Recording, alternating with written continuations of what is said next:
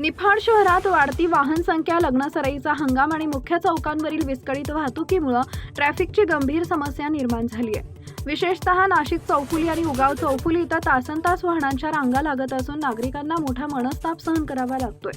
सकाळी शाळा, महाविद्यालय आणि कार्यालयीन वेळेत तसेच सायंकाळी बाजारपेठ गजबजल्यावर वाहतूक कोंडी अधिकच वाढत असल्याचं चित्र आहे. अनेकदा रुग्णवाहिका, शालेय बस आणि अत्यावश्यक सेवांची वाहनंही ट्रॅफिकमध्ये अडकून पडत असल्यानं नागरिकांमध्ये नाराजी व्यक्त होतीये. लग्नसराईच्या दिवसांमध्ये शहरात मोठ्या प्रमाणात चारचाकी, लक्झरी बस आणि वरातींची वाहनं दाखल होत असल्यानं वाहतूक पूर्णपणे विस्कळीत होतीये.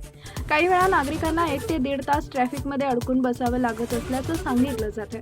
दरम्यान बस डेपोतील काही चालकांकडून वाहनं चुकीच्या दिशेनं वळवली जात असल्याचा आरोपही नागरिकांनी केलाय. वाहतूक नियंत्रणासाठी पोलिसांना मोठी कसरत करावी लागत असून कायमस्वरूपी उपाय म्हणून नाशिक चौफुली आणि उगाव चौफुली इथं अत्याधुनिक ट्रॅफिक सिग्नल बसवण्याची मागणी जोर धरते. नागरिक, व्यापारी आणि वाहनधारकांनी प्रशासनानं तातडीनं सिग्नल यंत्रणा उभारून वाहतूक कोंडीवर प्रभावी उपाययोजना कराव्यात अशी मागणी केली आहे.